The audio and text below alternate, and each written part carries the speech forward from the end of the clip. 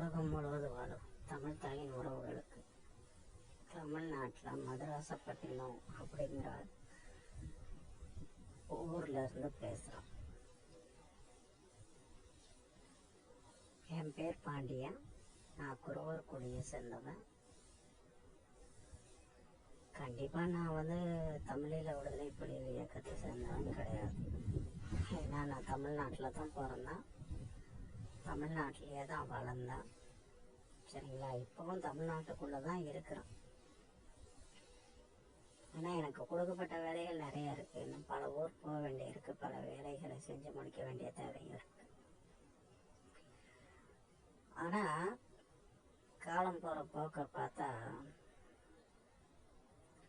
காலம் தமிழருக்கு சாதகமாக தான் இருக்குது. ஆனால் நம்மளை சுற்றி இருக்கிற துரோகிகளுடைய நடவடிக்கை தான் தமிழீழத்தை கிடைக்க விடாமல் செஞ்சிட்டு இருக்கு. கூட இருந்துக்கிட்டே குழி பறிப்பான்னு சொல்லுவாங்கல்ல, அந்த மாதிரி துரோகிகள் தான் நிறைய பேர் இருக்காங்க. நான் தமிழ்நாட்டுக்குள்ளே இருக்கிறதுனால நான் ஒரு சில விடயங்களை என்ன சொல்கிறது தெளிவாக பதிவு செய்யணும்னு நினைக்கிறேன். இதெல்லாம் ஏதோ புத்தகத்தை பார்த்து படிச்சுட்டு அதில் இருக்கிறத நான் அப்படியே இந்த காணொளி மூலமாக அவங்ககிட்ட போட்டுறேன்னு தப்பாக கணக்கு போட்டுறாதீங்க. என் வாழ்க்கையில் நான் பட்ட அனுபவம், அதனால் கிடைச்ச வழியை வச்சுட்டு தான் நான் உங்ககிட்ட பேசிகிட்டு இருக்கேன். சரிங்களா? அனுபவம் தான். ஒவ்வொன்றையும் பட்டு தெளிவாகி அதுக்கப்புறமா தான்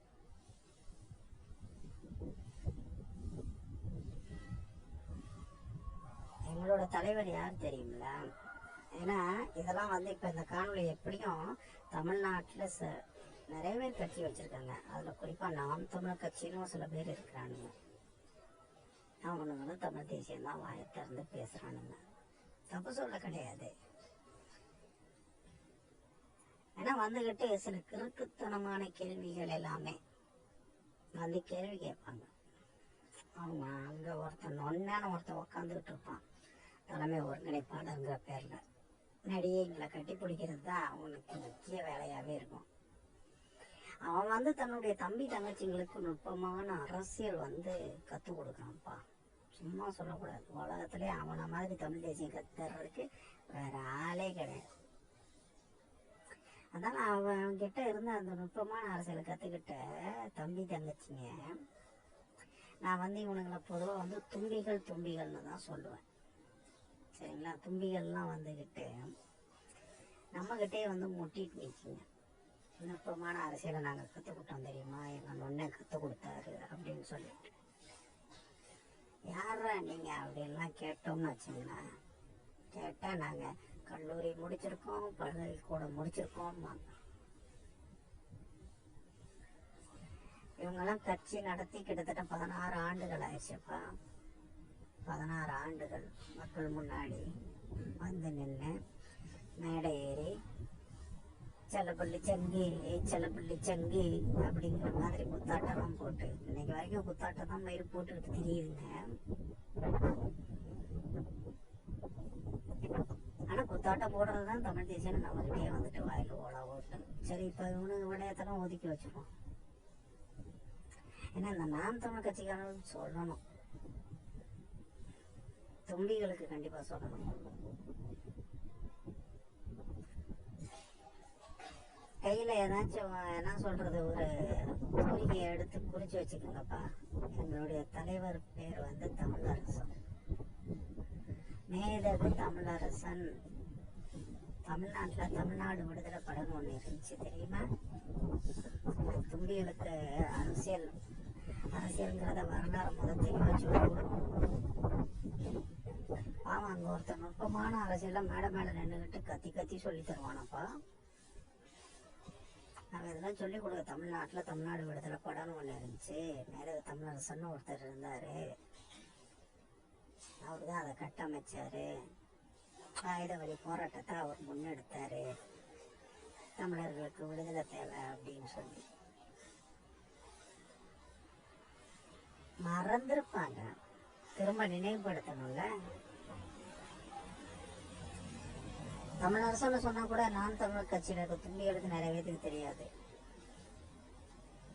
பொன்பரப்பி தமிழரசன், அதுவும் இல்லைன்னா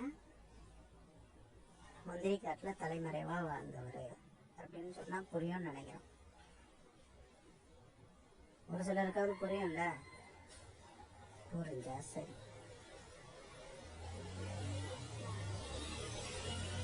இப்ப நம்ம தமிழ் ஈழத்துக்கு வந்துருவோம்.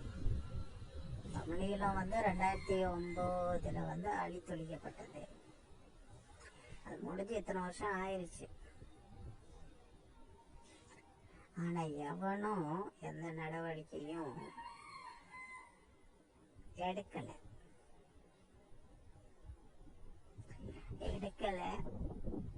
எடுக்கணும்னு ஆசைப்படுறவங்களையும் முறையான நடவடிக்கை எடுக்க விடுறதில்ல.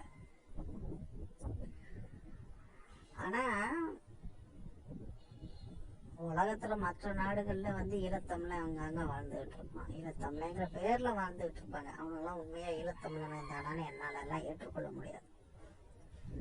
ஏன்னா உண்மையான ஈழத்தமிழன் அப்படின்னு சொல்லக்கூடிய தகுதி உடையவர்கள் எல்லோருமே 2009 உசுர விட்டானுங்க. களத்துல நஞ்சு குப்பி அணிஞ்சு அந்த சீருடைய மாட்டிக்கிட்டு களத்துல நின்று மக்களுக்காக போராடிய நிறைய பேர் உயிரை விட்டானுங்க. அப்பாவி பொதுமக்களா இருந்த லட்சக்கணக்கான மக்களா சேர்ந்து நிறைய பேர் உயிரை விட்டானுங்க. இன்னைக்கு இலங்கை அரசாங்கம் தமிழீழங்கிற ஒண்ணு இல்லைன்னு ஆக்கி போச்சு. அதனால இப்ப அங்க வாழ்ற தமிழர்கள் தங்களை ஈழத்தமிழர்கள்னு சொல்லி மறுதட்டிக்க முடியாது. அப்படி ஒரு சூழ்நிலைமை. ஆனா இந்த வெளிநாட்டுல உட்காந்துட்டு இருக்கானுங்க பாரு, நான் இவனுங்களை எல்லாம் புல்லு பிடிங்க சாருங்கன்னு திட்டுவான். திட்டிருக்கேன், உண்மையை ஒத்துக்கணும்ல. அவனுங்கெல்லாம் என்னத்த மயிர் பிடிக்கும். ஏன்னா 16 வருஷம் இங்க ஒருத்தன் மயிரை குத்தாட்டம் மயிரை போட்டு வச்சிருக்கு. குத்தாட்டம் போடுறதுதான் தமிழ் தேசியம்னு தும்பிகளே எங்களை மாதிரி ஆளுங்க கிட்ட வந்துகிட்டு இதை எப்படின்னா நாங்க வாயில ஓலா ஓட்டுறதும், தமிழ்நாட்டுல பேச்சு வழக்குல ஓலா ஓட்டுறதுன்னா பொய் சொல்றது, ஏமாத்துறது, தப்பா கதைக்கிறதும்பாங்கல்ல, அந்த மாதிரி.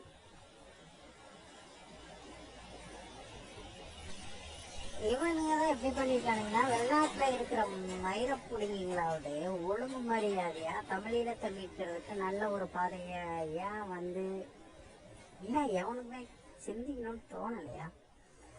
இப்ப கூட இதை என்ன சொல்ற, இணையத்துல பேச வேணாம்னு தான் பாக்குறேன். ஆனா ஒரு கட்டத்துக்கு மேல உனக்கு பண்றதெல்லாம் என்ன சொல்றது, கேனத்தனமாவும் கிறுக்குத்தனமாவும் தக்க நடவடிக்கை இல்லைங்க போகும்போது உனக்கு பண்ற துரோகத்தை எல்லாம் பார்த்துட்டு சும்மா இருக்க முடியல. இப்ப கூட சமீபத்துல இப்போ மதுராசப்பட்டினத்துல ஒரு சில வாரங்கள் முன்னாடி சென்னையில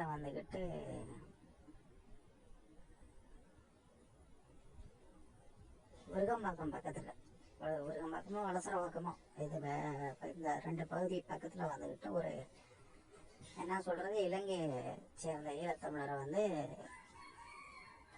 இங்கே இந்திய ஒன்றிய அரசுல NIAன்னு ஒண்ணு இருக்கும். அவங்க இது என்ன சொல்றது, திரும்ப தமிழீழத்துக்கு ஆதரவா யாரும் செயல்பட்டுறக்கூடாது அப்படின்னு சொல்லிட்டு சிலர் அவ்வப்போது கைது செஞ்சுட்டே இருக்கும். அவர்கிட்ட இருந்து நிறைய என்ன சொல்றது காணொளிகள் கிடைச்சது, இது கிடைச்சது எல்லாமே தமிழீழ விடுதலை புலிகள் பத்தின காணொளிகள் அப்படின்னு சொல்லிட்டு தொலைக்காட்சியில கூட செய்தியா வந்துச்சுன்னு நினைக்கிறேன். நமக்கு தொலைக்காட்சி பார்க்குற பழக்கம் இல்லை. ஏன்னா தொலைக்காட்சி இல்லை, முதல்ல நமக்கு சொந்த வீடே கிடையாது, சரிங்களா? அதனால வீட்டில் தொலைக்காட்சி மயிரில் எதுவும் கிடையாது. கைபேசி வழியா தகவல் வந்துச்சு. அதை பார்த்துட்டு என்ன சொல்றது, உண்மையா போராடுறவன் லட்சத்துல ஒருத்தன் எங்கேயோ இருக்கிறான் தலைமறைவா. ஆனா போலியா மக்கள் முன்னாடி ஏறிக்கிட்டு மேடை மேல நின்றுகிட்டு சிங்கிச்சான்னு குத்தாட்டம் போடுறவன் தான் இங்க அதிகம். அதை மக்கள் புரிஞ்சுக்கணும். இதுக்கு முன்னாடி என்கிட்ட நிறைய பேர் வெளிநாட்டுல உட்காந்தபடி நிறைய பேர் கதைச்சிருக்கானு ஈழத்தமிழங்கிற பேர்ல. ஆனா அவங்களெல்லாம் ஈழத்தமிழங்கன்னு ஒத்துக்க முடியாது என்னால. 6 வருஷம் முன்னாடி சுமார் ஒரு 6-8 வருஷம் முன்னாடிலாம் ஒருத்தன் வந்தான். நிறைய பேர் வந்தாங்க, ஒருத்தர் 2 பேர்லாம் வரல, நிறைய பேர் வந்தாங்க. மலேசியாவிலேருந்து, சிங்கப்பூர்லேருந்து, ஆஸ்திரேலியா, ஜெர்மனி, கடைசியாக ஒருத்தர் ஆப்பிரிக்காவில், எல்லாமே ஈழத்தமிழனுங்க. அதுலேயும் கடைசியாக ஒருத்தன் ஆப்பிரிக்காவிலேருந்து வந்தேன்னு சொன்னான். அந்த ஒரு புறம்போக்கு வருஷக்கணக்காக பேசிட்டு முதுகில் குத்திட்டு போச்சு. முதுகில் தான் குத்திட்டு போச்சு. பச்சையாக சொல்லுவேன் நான், ஈழத்தமிழன் தான். தமிழீழத்துக்காக எந்த ஒரு நடவடிக்கையும் எடுக்க விடாமையே பண்ணானுங்க. ஒத்தா இவனுங்களே இந்த மாதிரி செஞ்சு நமக்கே வந்துக்கிட்டு அந்த என்ன சொல்றது, அது ஏற்படுத்தும்ல முதுகுல குத்துனா ஒரு வலி எந்த அளவுக்கு உள்ள இறங்குங்கிறது நிறைய பேருக்கு சொன்னாலும் புரியாது. இப்போ சமீபத்தில் கூட சென்னையில் வந்துக்கிட்டு ஒரு பெண், அவ வந்துக்கிட்டு அவ குன்றத்தூர் அபிராமின்னு சொன்னால் சில பேருக்கு தெரியும்னு நினைக்கிறேன். தமிழ்நாட்டில் இல்லை பிரியாணி அபிராமின்னு சொன்னால் சில பேருக்கு புரியும்னு நினைக்கிறேன். காவல்துறையில் இருக்கிறவங்க வழக்கறிஞர்களுக்கு தெரிஞ்சிருக்கும்னு நினைக்கிறேன். கள்ளக்காதரன் கூட சேர்ந்துக்கிட்டு அவன் கூட வாழணுங்கிறதுக்காக 2 குழந்தைகளையும் கூடவே தன்னுடைய கணவனையும் கொலை பண்ணி தப்பிச்சு போகும்போது வந்துக்கிட்டு காவல்துறை கைது செஞ்சு, இப்போ கூட சிறையில் போய் அவனால வசதியாக தாயா வாழ்றான். எந்த குற்ற உணர்ச்சியும் அவளுக்கு இருக்கிறதா தெரியல. அவன் நல்லா தான் வாழ்ந்துட்டு இருக்கா வசதியா. வெளியில இருக்கிறத விட உள்ள நல்லா பாதுகாப்பா இருக்கிறான்னு நினைக்கிறேன்.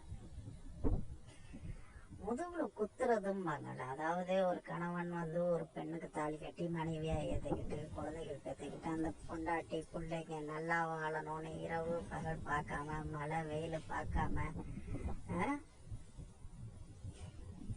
கோடீஸ்வரனா இல்லைனாலும் தனக்கு கிடைச்ச வேலையை செஞ்சுக்கிட்டு அதில் கிடைக்கக்கூடிய வருமானத்தை வச்சு சம்பாரிச்சு கொண்டு வந்து காலில் கொட்டி கோடி ரூபா மதிப்பில் சொந்த வீட்டில் வாழலைன்னா வாடகை வீட்டில்னாலும் காவேரி கஞ்சியை குடிச்சு கூட நிம்மதியாக வாழணுங்கிறதுக்காக ஒவ்வொருத்தனும் அப்படி பாடுபடுவான். ஆனால் அவனுங்கெல்லாம் சம்பாரிச்சு கொண்டு வந்து கொடுக்கறது பெரிய காசாகவே இங்கே அவனுக்கும் தெரியாது. முதுகில் குத்துறதும்பாங்க, அந்த வலியை அனுபவிக்கிறவனுக்கு மட்டும்தான் அந்த வலியோட வேதனை என்னங்கிறது புரியும்.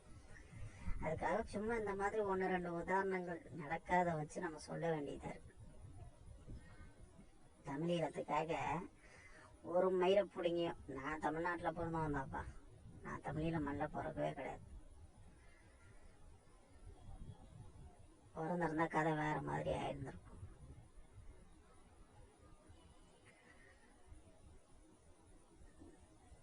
இங்க நாம் தமிழ் கட்சியில இருக்க தும்பிகளுக்கெல்லாம் எவன் வந்து அங்க ஒருத்தன் இருக்கிறான், தலைமை ஒருங்கிணைப்பாளர்ங்கிற பேர்ல சத்தியத்தின் மகனாமாப்பா, கரும்புலி வீரராமா. அவரு பாட்டெல்லாம் போட்டுக்கிட்டு திரிவாங்க.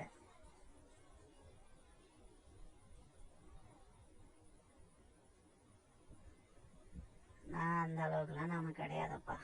நாம அவ்வளோ பெரிய அப்பாட்டகர்லாம் கிடையவே கிடையாது.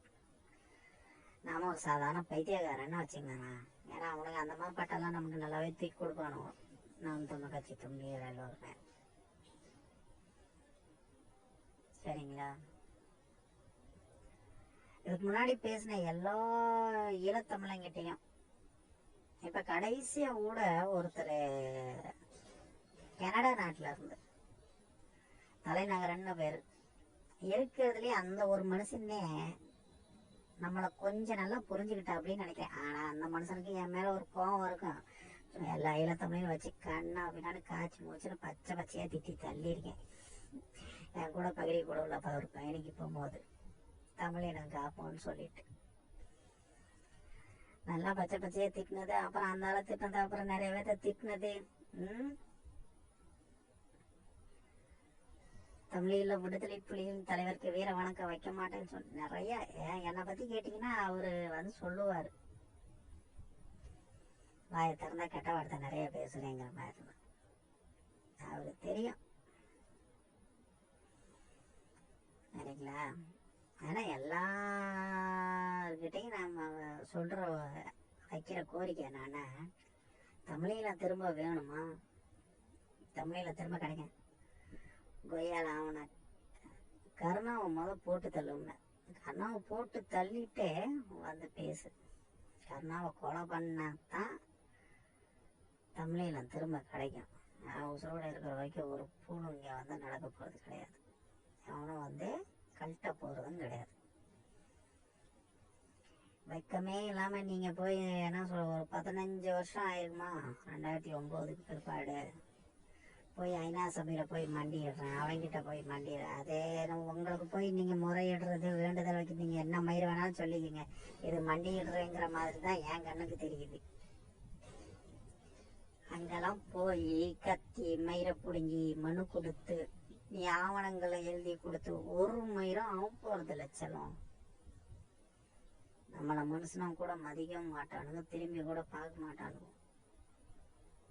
இந்த வெளிநாட்டில் இருக்கிற புள்ள பிடிங்கி சாருங்களுக்கெல்லாம் நான் சொல்றது அது ஒன்று தான். உனக்கு தமிழில் திரும்ப வேணும்னு நீ ஆசைப்படுறியா? கருணாவை போட்டு தான் அவனுக்கு வேற வழி கிடையாது. கருணாவை போடுறதுன்னா போராளிகளை தயார்படுத்தணும். இளைஞர்களை தேடி கண்டுபிடிச்சி அவங்கள ஒருங்கிணைச்சு அவங்களுக்கு தமிழீழத்தோட அவசியம் என்னன்னு சொல்லி கொடுத்து அவங்கள போராளியாக மாற்றி அப்புறம் ஆயுதம் வாங்கணும். இதுக்கெல்லாம் பணம் தேவைப்படும். நிறைய செலவாகும். செலவு நிறையா தான் ஆகும், கொஞ்சமெல்லாம் ஆகாது. அப்புறம் அவங்களுக்கு பயிற்சி கொடுக்கணும். அதுக்கு என்ன சில மாதங்கள் சில வருடங்கள் கூட ஆகலாம் தயார்படுத்தணும். அதுக்கப்புறமா தான் மயிரை போட முடியும். ஆளை உள்ளே இறக்கி விட்டு போடுறாம நான் எவ்வளோ பிரச்சனை இருக்குது தெரியுமா இதுலலாம்.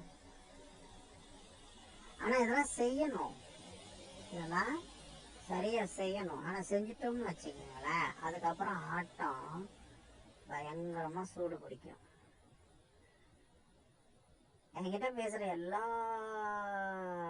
என்ன சொல்கிறது புள்ளுப்பிடிங்க சார்ந்தகிட்டையும் அந்த வெளிநாட்டில் குறிப்பாக உக்காந்துட்டு இருக்கோம்ல அவங்ககிட்டனாலும் நான் சொல்கிற இதே தான்.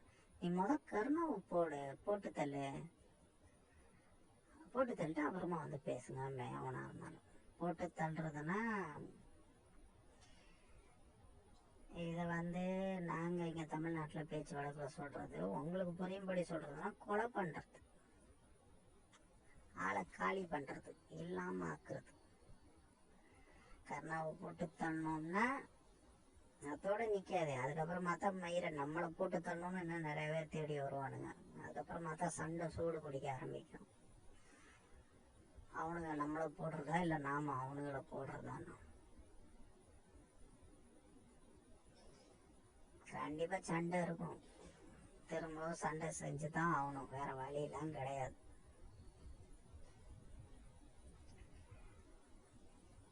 ஒருவேளை இந்த காணொலிய தமிழ்நாட்டில் நாம் தமிழ் கட்சின்னு இருக்கு, அதுல 50 லட்சம் பேர் கிட்ட இருக்கிறானுங்க. சரிங்களா? அதுல நிறைய பேர் படிச்சவனும் இருப்பான், அதுவும் கல்லூரி பல்கலைக்கூடம் படிச்சவனே இருப்பான். எவனும் தமிழீழத்துக்காகலாம் திரும்ப வேட்டியை மடிச்சு கட்டிட்டு நின்று மயிரை கூட புடுங்க போறதில்ல. நான் வெளிப்படையாவே சொல்லிடுறேன். அவனுங்கனால முடிஞ்ச அந்த காணொலியை பகிரும் வேலையை கூட செய்ய மாட்டானுங்க. அப்படி இழுத்து மூடிடலாமான்ட்டு அலைவானுங்க. ஏன்னா அவனுங்களுக்கு கற்றுக் கொடுக்கப்பட்ட தமிழ் தேசியம் அதுதான். கட்சிக்கு ஆளை சேரு, கட்சிக்குள்ள ஆளை சேர்க்காதேம்பானுங்க. அவனுங்க பேசினதுதான் சில வருடங்கள் முன்னாடி மேடை மேல நின்றுக்கிட்டு. சரியா? ஆனா அவனுங்களுக்கு கற்றுக் கொடுக்குற மாதிரிலாம் எங்களுக்கு தமிழ் தேசியம் கற்றுக் கொடுக்க கிடையாது. தவிர நான்லாம் எந்த மேடை மேல நின்றுக்கிட்டு நான் AK-47 பயிற்சி எடுத்தவன்டா, தமிழீழ விடுதலையின் புலிகளின் தலைவர் எனக்கு அண்ணன்டா, அவர் எனக்கு பயிற்சி கொடுத்தாருடோ அப்படின்லாம் இழிச்சுக்கிட்டு நான் எந்த மேடை மேலேயும் நின்று மக்கள் முன்னாடிலாம் நான் பேசவும் கிடையாது, அறிக்கை விடவும் கிடையாது. நம்ம வெளிப்படையே சொல்லிட்டு போயிடணும். நம்மக்கிட்ட என்ன முடியும் என்ன முடியாது, என்ன இருக்கு என்ன இல்லை. நம்மக்கிட்ட எல்லாம் 50 லட்சம் பேர் கிடையாது. வெளிநாட்டில் லட்சம் கோடிலாம் கொட்டை கிடையாது. உள்நாட்டுக்குள்ள திரள் நிதியெல்லாம் வசூல் பண்றது கிடையாது. மாசம் 3,50,000 வாடகையில வீடு எடுத்து தங்க கிடையாது. 80 லட்சம் ரூபா மகிழ்வுந்துல நாங்கெல்லாம் பயணம் செய்யறது கிடையாது. குறிப்பா ராடிசன் சொல்லப்படுகின்ற விண்மீன் விடுதிகள், 5 விண்மீன் விடுதி, 7 விண்மீன் விடுதி, ஆங்கிலத்துல 7 ஸ்டார் ஹோட்டலும்பாங்க. அதுல எல்லாம் நாங்க அற இடத்தெல்லாம் நான் தங்குறது கிடையாது.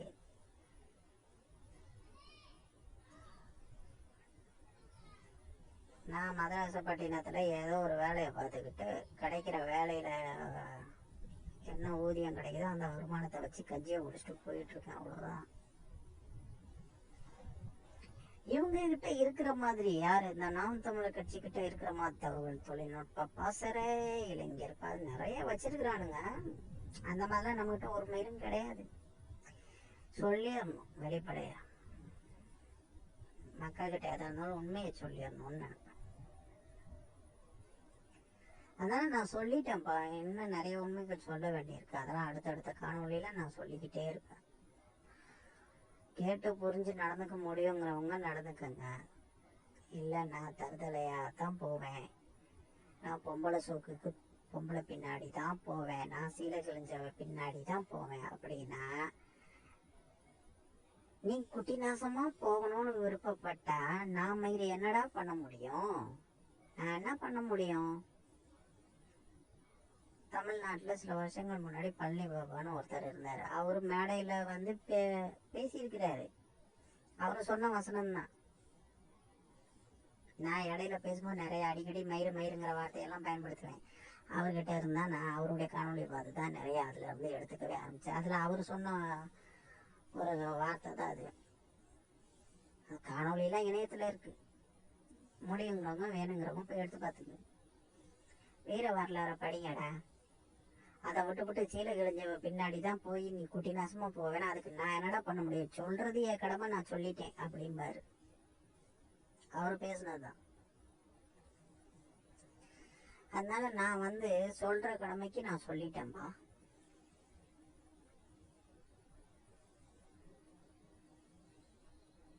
தமிழர்களின் தாகம், தமிழீழ தாயகம், தமிழ் குடிகளின் தாகம், யூத இனத்தின் மரணம்.